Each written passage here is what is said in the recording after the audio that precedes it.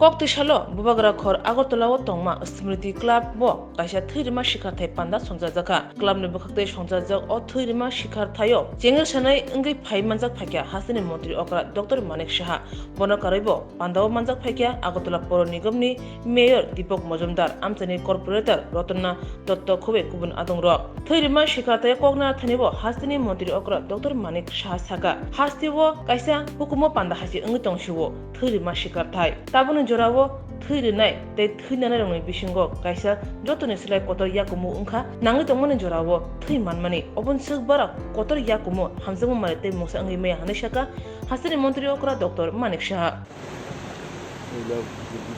আজকে এই যে রক্তদান শিবিরের এখানে আয়োজন রাখা হয়েছে সিটি ক্লাবের উদ্যোগে এটা কিন্তু একটা যে সংস্কৃতি এবং আমাদের যে পরম্পরা তার যে বাহক হিসাবে এই ক্লাব আজকে এই কাজটা করে দেখালো এবং এতে করে যেটা আমরা সবসময় বলি যে রক্ত আমাদের শরীরে আছে এবং এটা গড গিফটেড ভগবানই আমাদের ভিতর এমন একটা গিফট আমাদের দিয়ে রেখেছে এর থেকে বড় গিফট কিন্তু আর কিছু হয় না। আমরা বাজার থেকে অনেক সময় অনেক গিফট কিনে আনি কিন্তু অদ্ভুত দেখুন ভগবান সব আমাদের দিয়ে দেন। এই গিফট আমি আরেকজনকে দিচ্ছি, যিনি নিচ্ছেন এর থেকে বড় গিফটও উনি আর কারোর থেকে পাবেন বলে আমার মনে হয় না, যিনি দিচ্ছেন এবং যিনি নিচ্ছেন। আমরা জানি আমাদের ABO গ্রুপ আমাদের এবং এই ব্লাড ট্রান্সফিউশন যাকে বলা হয় ফাদার অফ ব্লাড ট্রান্সফিউশন ভিয়েনার চিকিৎসক সেই কার্ল ল্যান্ডারসনের নাম না নিলে নাই হয়। ওনার কারণেই আজকে এই রক্ত একজনের শরীর থেকে আরেকজনকে কীভাবে দেওয়া যায় RH ফ্যাক্টর দেখে যাতে তার কমফোর্টেবল থাকে রক্ত, কারণ একজনের রক্ত আরেকজনকে দিলেই হবে না, তার মধ্যে তার গ্রুপ মিলতে হবে, তার RH ফ্যাক্টর ইত্যাদি মিললে তবেই দেওয়া হবে। এবং রক্ত এমন একটা জিনিস মানুষের চরিত্রের সাথে কিন্তু রক্তের একটা সম্বন্ধ আছে যে পিওর, মানে এর মধ্যে কোনো ইমপিউরিটি থাকলেই কিন্তু রিয়াকশন, তার মধ্যে সব কিছু কোনো রোগ মুক্ত থাকতে হবে যিনি দিচ্ছেন, বিভিন্ন রোগ যদি আক্রান্ত থাকে সেটা দেওয়া যাবে না। তো সেইভাবেই রক্তের সাথে মানুষের যে তার সব দিক দিয়ে চিন্তা করলে সব কিছু মিল পাওয়া যায়। অর্থাৎ রক্তকে সামনে নিয়ে আমরা অনেক কিছু চিন্তা করতে পারি। রক্তের যেমন ধর্ম হয় না সেই রকম আমাদেরও সামাজিক কাজ করতে গিয়ে কোনো ধর্ম হয় না। এখানে মুসলিমই হোক, হিন্দু হোক, বুদ্ধিস্টই হোক, খ্রিস্টানই হোক, সব যে আমরা সবাই মানুষ, সবাই যার যার তার ধর্ম থাকবে, কিন্তু সবচেয়ে বড় ধর্ম হচ্ছে কর্ম। আমরা সবসময় বলি কাজের মাধ্যমে মানুষের তার পরিচয় পাওয়া যায়। সেই রক্তের কোনো ধর্ম হয় না এবং তখন কিন্তু মনে হয় না যে আমি কোনো মুসলমানের রক্ত আমি নিলাম বা খ্রিস্টানের রক্ত নিলাম, যে রক্ত গ্রহীতা তার মধ্যে কিন্তু এই চিন্তা ভাবনা আসে না, রক্ত রক্ত এবং তার মধ্যে কোনো রকম ইম্পিউরিটি নেই। এটা একটা সাংঘাতিক জিনিস। সমাজের মধ্যে আমরা চাই এই ধরনের, সেটা রাজনৈতিকভাবেই হোক সামাজিকভাবেই হোক, প্রতিটা মানুষ পিপুল শুড বি ভেরি পিওর। এতে কি হয় একটা আস্থা এর মধ্যে ডেভেলপ করে। আজকে এখানে স্মৃতি ক্লাবের যারা পরিচালনায় আছে তাদের কাজকর্মের উপর সমস্ত এই এলাকার সমস্ত লোক বিশ্বাস তখনই আসবে যখন দেখবে যে না ওনার যেভাবে ওনারা কাজ করেন সেই কাজগুলোর মধ্যে কোনো রকম মানে নিরাপত্তা বজায় রেখে সব জিনিস ওনারা করেন, ভায়াস হয়ে কোনো কাজ করেন না এবং সবসময় সমাজের এবং এই অত্র এলাকার তার উন্নয়নের জন্য কাজ করেন, তবেই মানুষ কিন্তু তার উপর আস্থা আসবে। অর্থাৎ পিউরিটি শুড বি এভরিওয়্যার। আজকে আমরা এগুলো কিন্তু পাই না কোথাও। কিছুদিন আগে আপনারা দেখেছেন যে গত পরশুদিন যে বিধানসভার মধ্যে কি হয়ে গেল, এরকম দৃশ্য মানে দেখতে হবে আমরা ভাবতে পারি। তো অনেক সময় বলে যে ওনারাই বলেন যে আমাদের বর্তমান মুখ্যমন্ত্রী পলিটিশিয়ান না, তো এদের মতো পলিটিশিয়ান আমি হতেও চাই না। আর যারা নতুন যারা এখন বিধায়িকা হচ্ছেন ওদেরকে বলবো যে এরকম পলিটিশিয়ান থেকে দূরে থাকা ভালো। তো এটা আদর্শে মজবুত, ওরা সারা জীবন এইভাবে করে এসছে, এখন এইগুলি করছে। মানুষ মাঝে মাঝে ভুল বুঝতো, কারণ মুদ্রার এপিট আর ওপিট এতদিন ধরে এই রাজনীতি ওরা করেছে, তো মানুষের কাছে কোনো অপশন ছিল না। কিন্তু 2014-তে যখন আমাদের যশস্বী প্রধানমন্ত্রী নরেন্দ্র মোদীজি আসলেন, তো রাজনীতির সংজ্ঞাই পাল্টে গিয়েছেন। কিছুদিন আগে আপনারা দেখেছেন ওনার যে বক্তব্য আমরা শুনেছি, যে মানুষের জন্য কাজ করব, প্রতিটা মানুষের জন্য আমরা কাজ করবো, এর মধ্যে রাজনীতি কি? কোনো জায়গার মধ্যে কারো সমস্যা হচ্ছে সমাধান করবো, এর মধ্যে কি রাজনীতি? তো এই যে বিষয়গুলো এখন বদলে গেছে। অনেক আগে আমার লোক হতে হবে, আমাদের হতে হবে, রক্তের মধ্যে আপনার আমার লোক কি হবে? আমার পার্টির লোক হতে হবে, আমার সরকারের লোক হতে হবে, আছে কিছু? এর মধ্যে তো নেই। জল খাবেন, জলেরও কোনো ধর্ম নেই। তো রক্ত এবং জল, তার যেমন ধর্ম হয় না, আমাদের সমাজ জীবনেও এই দর্শন নিয়ে আমাদের চলা উচিত। আমি অত্যন্ত খুশি আজকে এই যে স্মৃতি ক্লাবের উদ্যোগে এখানে যে রক্তদান শিবির আয়োজন করেছেন।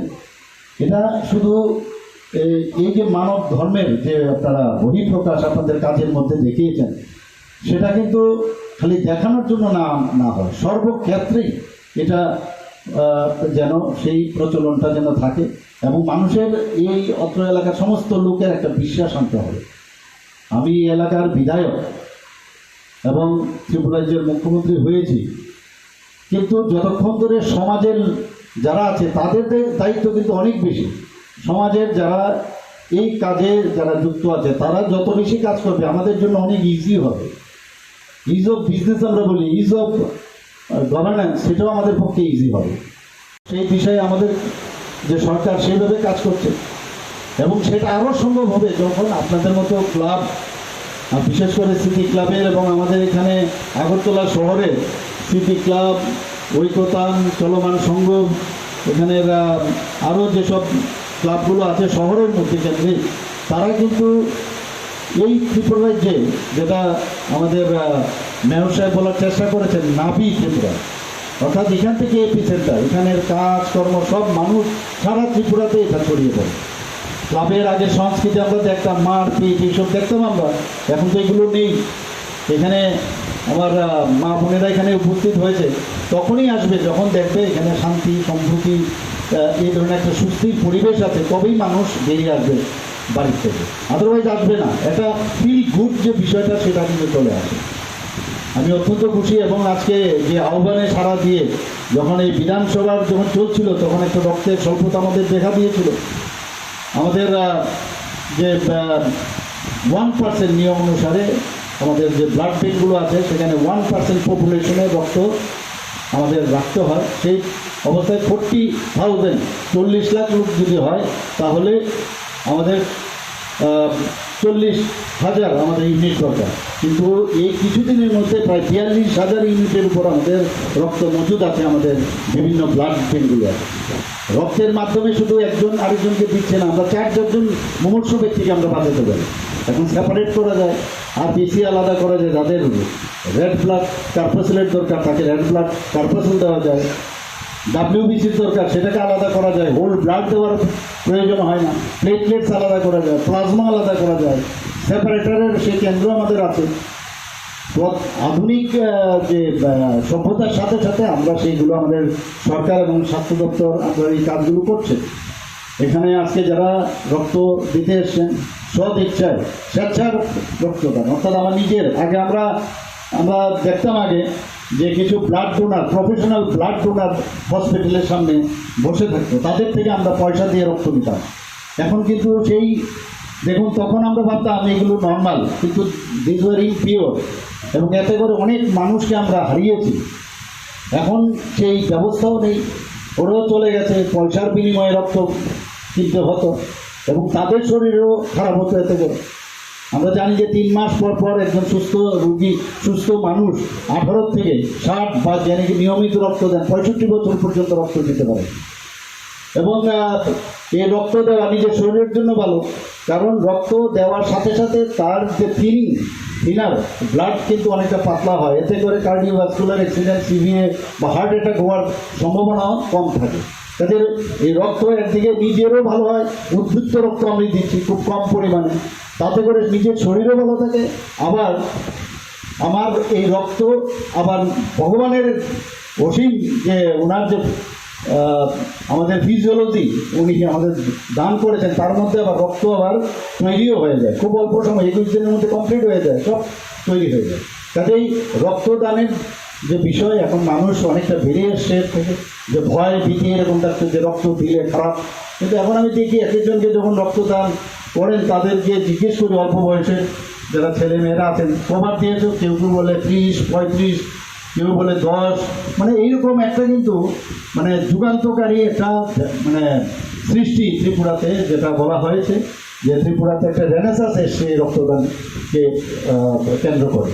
সারা ভারতবর্ষ দেখছে ত্রিপুরাতে মানুষ কত সেন্সিটিভ, এবং ত্রিপুরার মানুষ সম্পর্কে সব জায়গায় জানে যে মানুষ খুব ভক্তপ্রাণ মানুষ হয় ত্রিপুরা। তো এটাও ভক্তি ভরে যেভাবে রক্তদান মানুষের জন্য যে গানটা করছিল প্রথম থেকে, যে মানুষ মানুষের জন্য, সত্যি এটার মধ্যে কিন্তু তার সার্থকতা আমি খুঁজে পাই। আগামী দিন স্মৃতি ক্লাবের বিভিন্ন যে ফিলোথ্রপিক কাজ ওনারা সবসময় করে থাকেন সেগুলো বজায় রাখবেন। এবং এই অত্র এলাকার আমি এখানে যারা পরিচালন কমিটিতে আছে ওনাদেরকে বলবো যে সমস্ত জায়গায় গলি গালাতে আমরা দেখি অনেক সময় ড্রাগস নিয়ে বিভিন্ন জায়গায় এখনও ভিকটিম প্রচুর, তাদেরকে বোঝানো, তাদেরকে ফিরিয়ে নিয়ে আসা, এবং প্রয়োজনে, কারণ আইন দিয়ে কিছু হবে না, প্রয়োজনে আমাদের গোচরে আনলে তার আইনগতভাবে আমরা ব্যবস্থা করব। আমরা বাজেটের মধ্যে অলরেডি বলেছি যে 8টা ডিস্ট্রিক্টে আমরা এডিকশন সেন্টার আমরা খুলব। তো আমাদের ছেলে মেয়েরা যেন হারিয়ে নেওয়া যায়, কয়েকটা জেনারেশন, 3-4টা জেনারেশন আমরা লস করেছি, এবং এতে করে ড্রাগস নিলে কি অবস্থা হয়, সেন্ট্রাল নার্ভাস সিস্টেম থেকে আরম্ভ করে সব কিছু নষ্ট হয়েছে, শরীর এবং পরিবারের সর্বশান্ত হয়। এর থেকে সবাই বিরত থাকবেন, সবাই চেষ্টা করবেন। আর এটার উপর ভিত্তি করে মানুষ বাঁচতে পারে না, বরং ধ্বংসের দিকে যায়। এই ব্যবস্থাটা অ্যাওয়ারনেস প্রোগ্রাম করবেন, এরকম রক্তদান শিবির যেমন করলেন, এবার অ্যাওয়ারনেস প্রোগ্রাম করবেন যে এডিকশনের কি কি সমস্যা হয়। তো সমাজকে সবাই মিলে আমরা স্বাধীনতার যারা সংগ্রামী যারা ছিল তাদের কথা একবার চিন্তা করে যদি আমরা এই সমাজকে গড়ে তুলতে পারি, এর থেকে বড় জিনিস আর কিছু হয়। মাঝে মাঝে ওনাদেরকে স্মরণ করা প্রয়োজন। সবাইকে এখানে যারাই উপস্থিত আছেন এবং যারা ডাক্তারবাবুরা এসছেন রক্ত সংগ্রহ করার জন্য, তাদের স্টাফ সবাইকে আমি ধন্যবাদ দেব, এবং যারা রক্ত দিতে এসছেন তাদেরকে আমি ধন্যবাদ দেবো, এবং তাদের থেকে আগামী দিন উদ্বুদ্ধ হয়ে আরও মানুষ যেন এই মহতী যে শিবিরে তারা যেন এগিয়ে আসেন, সে আশা রেখে আমি আমার বক্তব্য শেষ করছি। নমস্কার, জয় হিন্দ।